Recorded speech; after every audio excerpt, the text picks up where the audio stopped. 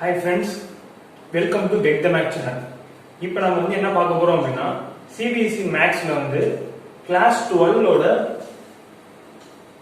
First chapter நம்ம பார்க்க போறோம். அதாவது சரி இப்போ வந்து என்கிட்ட வந்து நிறைய பேர் வந்து கேட்டாங்க, சார் என்ன சார் நீங்க வந்து 10th மட்டுமே போடுறீங்க 12th போடுங்க சார் அப்படின்னு சொல்லிட்டு என்கிட்ட கேட்டாங்க. ஸோ அதனால நான் 12th வந்து ஃபர்ஸ்ட் சாப்டரா நான் வந்து என்ன எடுக்கிறேன் அப்படின்னா சாப்டர் 5 கண்டினியூட்டி அண்ட் டிஃபரன்ஷியபிலிட்டிங்கிற சாப்டர் நான் வந்து எடுக்க போறேன். ஏன் சார் நான் ஃபர்ஸ்ட் சாப்டர் செகண்ட் சாப்டர் விட்டுட்டீங்க அப்படின்னா, அதாவது இந்த 12th பொறுத்த வரைக்கும் ஃபர்ஸ்ட் இம்பார்ட்டன்ட் சாப்டர்னு பார்த்தா அப்படின்னா கண்டினியூட்டி அண்ட் டிஃபரன்ஷியபிலிட்டி தான். ஸோ ஃபர்ஸ்ட் 4 சாப்டர் கூட கொஞ்சம் உங்களுக்கு ஈஸியா இருக்கும். ஸோ நிறைய பேர் வந்து உங்களுக்கு சர்ச் பண்ற சாப்டர்னு பார்த்தா அப்படின்னா கண்டினியூட்டி அண்ட் டிஃபரன்ஷியபிலிட்டி, என்ன சொல்ல போனா டிஃபரன்ஷியேஷன் அண்ட் இன்டகிரேஷன் சொல்லி நம்ம சொல்லுவோம். சோ அதுதான் வந்து நம்ம பார்க்க போறது ஃபர்ஸ்ட் சாப்டர் நம்ம 12th பார்க்க போறோம். சோ இதுல ஃபர்ஸ்ட் நம்ம வந்து டிஃபரன்ஷியேஷன் அப்படினா என்னன்னு பார்க்கலாம் நம்ம. அதாவது டிஃபரன்ஷியேஷன்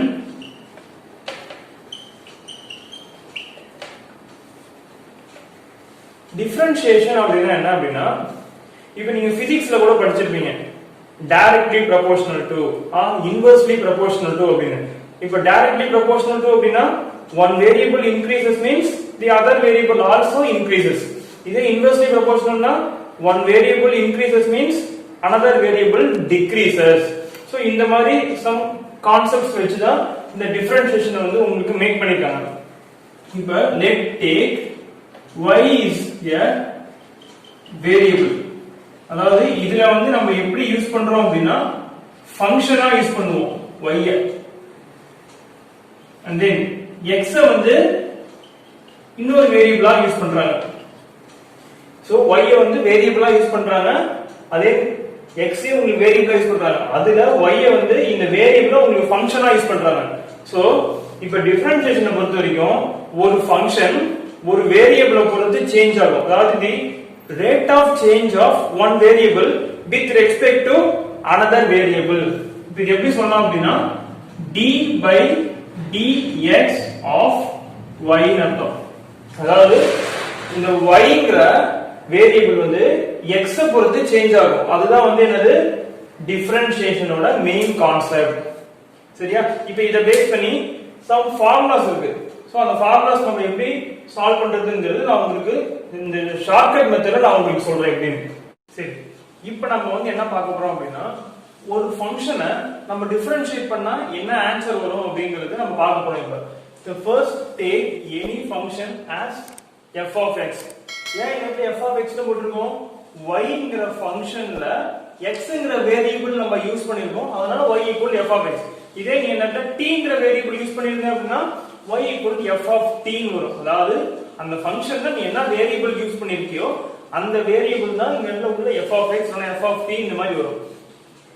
அதாவது இப்போ y ங்கற ஃபங்க்ஷனை நீ டிஃபரன்ஷியேட் பண்ண அப்படினா dy by dx. இதே ஒரு ஃபங்க்ஷனா உங்களுக்கு ரெப்ரசன்ட் பண்ணும்போது f of x I differentiate பண்ண அப்படினா f dash of x அப்படினு நம்ம சொல்லுவோம். சொன்னா f dashனா மேல ஒரு ஹைபன் மாதிரி போடுவோம், அதுதான் அது f dash of x. இப்போ ஃபர்ஸ்ட் பார்க்கலாமா?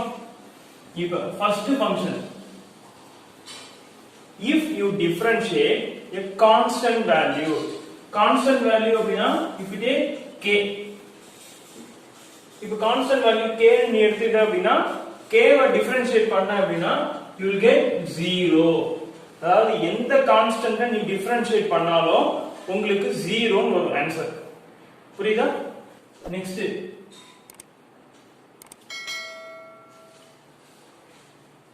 x இருக்கு. அதாவது இப்போ ஒரு வேரியபிளை நீங்க டிஃபரன்ஷியேட் பண்றீங்க, அதாவது ஒரு ஃபங்க்ஷனை நீங்க அந்த வேரியபிளுக்கு தகுந்த மாதிரி நீங்க டிஃபரன்ஷியேட் பண்றீங்க. இப்போ இதுல நான் என்ன பண்றேன், x பொறுத்து நான் டிஃபரன்ஷியேட் பண்றேன். இப்போ நீ எந்த வேரியபிளை பொறுத்து டிஃபரன்ஷியேட் பண்றியோ அந்த வேரியபிள் மட்டும் தனியா இருக்கு. அதாவது இப்போ நான் வந்து x பொறுத்து டிஃபரன்ஷியேட் பண்றேன், உனக்கு இந்த இடத்துல x மட்டும் இருக்கு அப்படினா இதோட ஆன்சர் வந்து 1. புரியுதா? நெக்ஸ்ட் இது பேசிக் ஃபார்மட் x பவர் n. அதாவது நீ என்ன வேரியபிளை பொறுத்து டிஃபரன்ஷியேட் பண்றியோ அந்த வேரியபிளுக்கு பவர்ல 2 3 4 இந்த மாதிரி சம்திங் ஏதாவது இருந்தது அப்படினா இது எப்படி டிஃபரன்ஷியேட் பண்ணலாம்னு சொல்றேன். இந்த பவர்ல இருக்கிற வேல்யூ இந்த பக்கம் மல்டிப்ளைல வந்துரும். so n into இந்த x பவர் அப்படியே வரும் x பவர் பவர்ல 1 மைனஸ் ஆயிடும்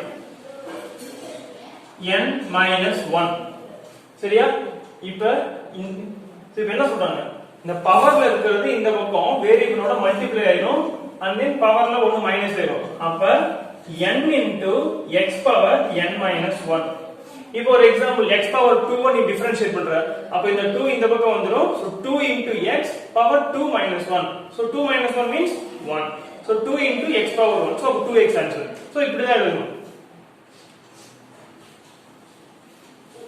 next exponential function அதாவது e power x நீ டிஃபரன்ஷியேட் பண்ற அப்படினா you will get the value as e power x only நீ வந்து e power x டிஃபரன்ஷியேட் பண்ணாலும் சரி இன்டகிரேட் பண்ணாலும் சரி you will get the answer e power x only next log x அதாவது logarithm of x இத டிஃபரன்ஷியேட் பண்ற அப்படினா 1 by x அதாவது e power x னா e power x னு வரும் log x னா 1 by x னு வரும் சோ இதெல்லாம் ஜஸ்ட் நீங்க மெமரைஸ் பண்ற மாதிரி தான் இருக்கும் நெக்ஸ்ட் நம்ம trigonometric functions டிஃபரன்ஷியேட் பண்ணா என்ன வரும்னு பார்க்கலாம் சோ இப்போ trigonometric functions ஓட நீங்க ஆர்டர் சொல்லலாம் sin cos tan cosecant secant cot so first you take sin x நீ டிஃபரன்ஷியேட் பண்ற அப்படினா you will get cos x அதாவது sin x உம் cos x உம் ஒரு ரிலேஷன் sin x டிஃபரன்ஷியேட் பண்ணா cos x வரும் cos x டிஃபரன்ஷியேட் பண்ணா sin x வரும் so இது ரெண்டும் ஒரு ரிலேஷன் இப்போ நெக்ஸ்ட் cos x டிஃபரன்ஷியேட் பண்ற அப்படினா minus sin x சரியா இப்போ cos x டிஃபரன்ஷியேட் பண்ணா minus sin x நல்லா ஞாபகம் வச்சுக்கோ இது வந்து ஒரு சின்ன டிப்ஸ் மாதிரி வச்சுக்கோ இந்த trigonometric functionsல c ல ஆரம்பிக்கிற வேல்யூ அதாவது cos cosecant cot இந்த c ல ஆரம்பிக்கிற வேல்யூவை நீ டிஃபரன்ஷியேட் பண்ண அப்படினா உங்களுக்கு ஆன்சர் வந்து மைனஸ்ல வரும் அப்படின ஒரு சின்ன டிப்ஸ் மாதிரி ஞாபகம் வச்சுக்கோ இது வந்து ஒரு ஷார்ட்கட்ல நீ ஞாபகம் வச்சுக்கிறதுக்கு நான் உங்களுக்கு சொல்றேன் புரியுதா சோ உங்களுக்கு பேசிக் கான்செப்ட் வந்து அது கிடையாது நான் வந்து என்னன்னா நீங்க ஞாபகம் வச்சுக்கிறதுக்காக நான் உங்களுக்கு இந்த ஒரு சின்ன ஷார்ட்கட் டிப்ஸ் நான் உங்களுக்கு சொல்றேன் இந்த c ல ஆரம்பிக்கிற மாதிரி ஏதாவது வேல்யூ வந்தது அப்படினா அது மைனஸ்ல வரும் அதாவது only trigonometric functions நான் சொல்றேன் இப்போ நெக்ஸ்ட் tan x sin னா cos cos னா sin tan x டிஃபரன்ஷியேட் பண்ண அப்படினா secant x இப்ப tan உம் secant ஒரு ரிலேஷன் புரியுதா இப்போ tan x டிஃபரன்ஷியேட் பண்ணா secant square x sorry tan x differentiate பண்ணா அப்படினா you will get secant square x சரி இப்ப நம்ம வந்து என்ன பார்த்தோம் tan வரைக்கும் பார்த்தோமா இப்போ sin cos tan பார்த்தோம் tan க்கு அப்புறம் என்ன cosecant cosecant x அப்ப cosecant அப்படினா இப்போ இந்த இடத்துல sin வந்திருக்கா சோ அப்ப நான் என்ன சொன்னேன் மைனஸ் போடணும்னு சொன்னா சோ இங்க sin வந்திருக்குனா just put minus cosecant x differentiate பண்ற அப்படினா minus cosecant x cot x அதாவது sin உம் cos உம் ஒரு ரிலேஷன் tan உம் secant ஒரு ரிலேஷன் அதே மாதிரி cosecant உம் cot உம் ஒரு ரிலேஷன் சோ இப்படி ஞாபகம் வச்சுக்கோ next secant x secant x னா in terms of tan ல வரும்னு அர்த்தம் சோ அப்ப secant x டிஃபரன்ஷியேட் பண்ற அப்படினா secant x tan x அதாவது இதுக்கு எல்லாத்துக்குமே உங்களுக்கு ஒரு பெரிய டெரிவேஷன் இருக்கும் அந்த டெரிவேஷன் தான் இப்போ நீ வந்து தெரிஞ்சுக்க வேண்டிய அவசியம் இல்ல நீ வந்து உன்னோட ஹையர் கிளாஸ் போகும்போது நீ வந்து நல்லா பெருசா தெரிஞ்சுக்கலாம் நீ சோ இப்போதைக்கு உனக்கு தேவையானது எதுவோ அதை மட்டும் நீ ஞாபகம் வச்சுக்கிட்டா போதும் so cosecant x secant x next என்ன last cot x cot cosecant ஒரு ரிலேஷனா சோ இப்போ cosecant x னா minus cosecant x cot x cot x னா minus cosecant ஸ்கொயர் x. இப்போ trigonometry ஃபங்க்ஷன் நம்ம எல்லாம் முடிச்சாச்சு. சரியா? இப்போ ரெண்டு ஃபங்க்ஷன் அடிஷன்ல இருக்கு இல்லனா சப்ட்ராக்ஷன்ல இருக்கு அப்படினு அர்த்தம். இப்போ ஒரு example u plus or minus v. அதாவது இப்போ ரெண்டு ஃபங்க்ஷன் இருக்கு. இப்போ uங்கிறது ஒரு ஃபங்க்ஷன், vங்கிறது ஒரு ஃபங்க்ஷன். ரெண்டு ஃபங்க்ஷன் அடிஷன்லயோ சப்ட்ராக்ஷன்லயோ இருக்கு அப்படினா you will take differentiation on a separate function. இப்போ ஒரு example sin x plus cos x னு ஒரு ஃபங்க்ஷன், சாரி டூ ஃபங்க்ஷன்ஸ் வந்து உங்களுக்கு அடிஷன்ல இருக்கு. இப்போ sin x plus cos x நம்ம டிஃபரன்ஷியேட் பண்ணோம். சோ அப்ப என்ன பண்ணுவோம்? sin x தனியா டிஃபரன்ஷியேட் பண்ணுவோம், cos x தனியா டிஃபரன்ஷியேட் பண்ணுவோம், and then ரெண்டு என்ன பண்ணுவோம்? ஆட் பண்ணுவோம். இப்போ ரெண்டு ஃபங்க்ஷன் அடிஷன்லயோ சப்ட்ராக்ஷன்லயோ இருந்தது அப்படினா u தனியா டிஃபரன்ஷியேட் பண்ணுவோம், v தனியா டிஃபரன்ஷியேட் பண்ணுவோம். இதுதான் கான்செப்ட் ஆஃப் என்னது? Addition of addition or subtraction of two function. இப்போ u into v, அதாவது if two functions is in multiplication. so இப்போ if two functions is in multiplication அப்படினா இத தனியா டிஃபரன்ஷியேட் பண்ணி இத தனியா டிஃபரன்ஷியேட் பண்ண கூடாது. அதாவது u தனியா டிஃபரன்ஷியேட் பண்ணி v தனியா டிஃபரன்ஷியேட் பண்ண கூடாது. நம்ம இங்க மேல போட்டோம்ல, இப்போ என்ன பண்ணோம்? u v நம்ம செப்பரேட்டா டிஃபரன்ஷியேட் பண்ணி ரெண்டையும் நம்ம என்ன பண்ணோம்? ஆட் ஆர் சப்ட்ராக்ட் பண்ணோமா? இதுக்கு அந்த மாதிரி பண்ண கூடாது. இதுக்கு என்ன சார் பண்ணோம் அப்படினா இதுல ஃபர்ஸ்ட் ஃபங்க்ஷன் u அப்படியே வெச்சுக்கோ. செகண்ட் ஃபங்க்ஷனை டிஃபரன்ஷியேட் பண்ணனும் v டாஷ். அப்ப ஃபர்ஸ்ட் ஃபங்க்ஷன் அப்படியே வெச்சிட்டு செகண்ட் ஃபங்க்ஷனை டிஃபரன்ஷியேட் பண்ணனும் v dash plus second function அப்படியே வெச்சிட்டு ஃபர்ஸ்ட் ஃபங்க்ஷனை டிஃபரன்ஷியேட் பண்ணனும் u டாஷ். அப்ப u v ஐ டிஃபரன்ஷியேட் பண்ணா u v dash plus v u dash. இதுதான் differentiation of two, sorry the product of two function. அத டிஃபரன்ஷியேட் பண்ற மெத்தட். புரியுதா? இந்த மாதிரி மெத்தட் நம்ம கண்டிப்பா யூஸ் பண்ணிட்டே இருப்போம். நீங்க நிறைய பேர் பண்ற மிஸ்டேக் என்ன அப்படினா ரெண்டு ஃபங்க்ஷன் மல்டிப்ளிகேஷன்ல இருந்தது அப்படினா நீங்க uv ஃபார்ம் யூஸ் பண்ணவே மாட்டீங்க. ஜஸ்ட் இதே அப்படியே நம்ம என்ன பண்ணுவோம்?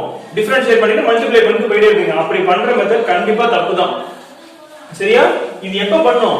ரெண்டு ஃபங்க்ஷன் அடிஷன்லயோ சப்ட்ராக்ஷன்லயோ இருந்தா மட்டும் தான் இந்த மாதிரி நீங்க பண்ணணும். நெக்ஸ்ட் இப்போ மல்டிப்ளிகேஷன்ல போட்டது.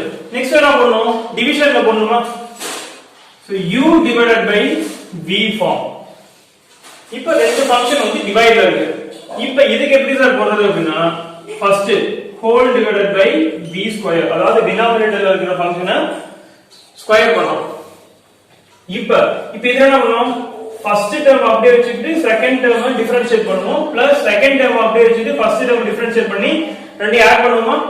இப்போ இதுல என்ன பண்ணும் சார் அப்படினா ஃபர்ஸ்ட் செகண்ட் டேர்ம், அதாவது செகண்ட் டேர்ம்ங்கிறது கீழ அர்த்தம். சோ செகண்ட் ஃபங்க்ஷனை அப்படியே வச்சிட்டு ஃபர்ஸ்ட் ஃபங்க்ஷனை டிஃபரன்ஷியேட் பண்ணுவோம். அதாவது v u டாஷ் கீழ இருக்கிறத அப்படியே வச்சிட்டு மேல இருக்கிறத டிஃபரன்ஷியேட் பண்ணுவோம், மைனஸ் மேல இருக்கிறத அப்படியே வச்சிட்டு கீழ இருக்கிறத அப்படியே டிஃபரன்ஷியேட் பண்ணுவோம். ஒண்ணும் இல்ல, இத அப்படியே மாத்தி போட்டு இங்க மைனஸ் போட்டுறோம், அவ்வளவுதான் முடிஞ்சது. புரியுதா? so v u dash minus u v dash divided by v square.